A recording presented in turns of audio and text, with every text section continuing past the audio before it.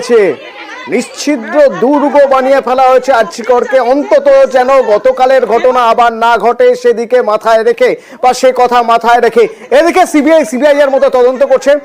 ইতিমধ্যে 8 জন ছাত্রকে আপডেট যা পাচ্ছি আমরা তাতে 8 জন ডাক্তারি পড়ুয়াকে সিবিআই তলব করেছে। এই 8 জন কারা? অর্পিতা আমার সঙ্গে রয়েছেন প্রতিনিধি। অর্পিতা, এই 8 জন ডাক্তারি পড়ুয়া কারা? তারা কি সেদিন রাতে সেখানে ছিলেন? এরা কি বা কোনোভাবে এই মানে ওই সেদিনের এই ঘটনার ব্যাপারে কিছু জানেন? কেন এদের তলব করা হয়েছে? এদের থেকে কি জানতে চাওয়া হচ্ছে?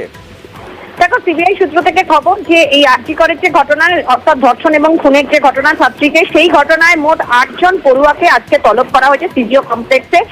সিবিআই এর যে স্পেশাল ক্রাইম ব্রাঞ্চ সেখানে তাদেরকে তলব করা হয়েছে। এর মধ্যে কয়েকজন রয়েছে যারা কিনা সেই ঘটনার দিন তারা ছিলেন রাতে, এবং তারা যে কর্মরত অবস্থায় ছিলেন, যেমনটা জানিয়েছিলাম যে ডিউটি রোস্টারে কারা ছিলেন সেই অনুসারে কিন্তু এই 8 জন পড়ুয়াকে মোট ডাকা হয়েছে।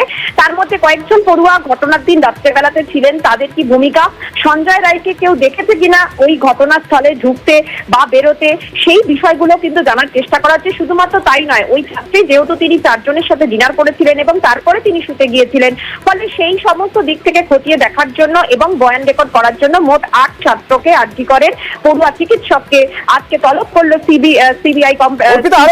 আরেকটি বিষয় জানতে চাইবো। সিবিআই 3 জন ফরেন্সিকের 3 জন চিকিৎসককে ডেকে পাঠিয়েছিল এর আগে।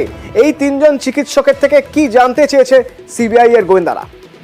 দেখো, সিবিআই সূত্র থেকে খবর যে ময়না তদন্তের যে রিপোর্ট, সেই রিপোর্ট তৈরি করা এবং ময়না তদন্তের সময় যে উপস্থিত যে চিকিৎসক, সেরকমেরই মধ্যে 3 চিকিৎসককে আজকে তলব করা হয় সিজিও কমপ্লেক্সে। সেখানে কিন্তু ফরেন্সিক ডিপার্টমেন্টের চিকিৎসক রীনা দাস এবং মলি ব্যানার্জি ছিলেন। এছাড়াও কিন্তু আরো এক চিকিৎসক রয়েছেন। এই 3 জন চিকিৎসককে আজকে তলব সংক্রান্ত একাধিক বিষয়ে কিন্তু তারা জিজ্ঞাসা ঘটনায় বেশ কিছু জায়গায় সংশয় রয়েছে, সেই কারণে ময়নাতদন্তের রিপোর্ট নিয়ে একাধিক প্রশ্ন এবং তাদের বয়ান রেকর্ড করা হয়েছে। এদের মধ্যে রীনা দাস এবং আরেকজন যে চিকিৎসক যিনি রয়েছেন, সেই 2 চিকিৎসক হচ্ছে আরজিকরের ডাক্তার, এবং এই 3 চিকিৎসক মিলেই কিন্তু এই ময়নাতদন্তের যে রিপোর্ট, সেই রিপোর্ট তারা তৈরিতে সাহায্য করেছিলেন এবং ময়নাতদন্ত যখন হয় সেই সময় তারা উপস্থিত ছিলেন। সেই কারণে তাদের বয়ান অত্যন্ত গুরুত্বপূর্ণ বলে মনে করছে সিবিআই, তাই তাদেরকে আজকে তলব করা হয়েছিল। অর্পিতা, আরো একটা গুরুত্বপূর্ণ বিষয়, এফআইআর। সেই এফআইআর এ কি ছিল, কিভাবে তদন্ত হয়েছে? টালা থানার ওসিকেও তো ডেকে পাঠিয়েছেন আজ গোয়েন্দারা। তার কাছ থেকে কি কি নথি নেওয়া হয়েছে?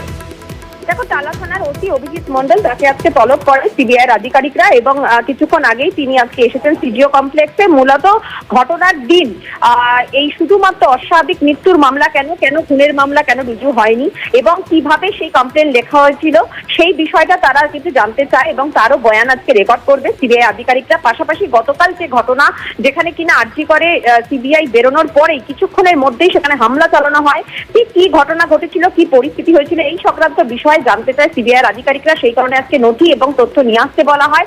বেশ কিছু ডকুমেন্ট সহ অভিজিৎ মন্ডল কিছুক্ষণ আগে এসেছেন। এখন অবধি সিবিআই তারা মুখোমুখি তারা রয়েছেন এবং সেখানেই চলছে কিন্তু জিজ্ঞাসাবাদ।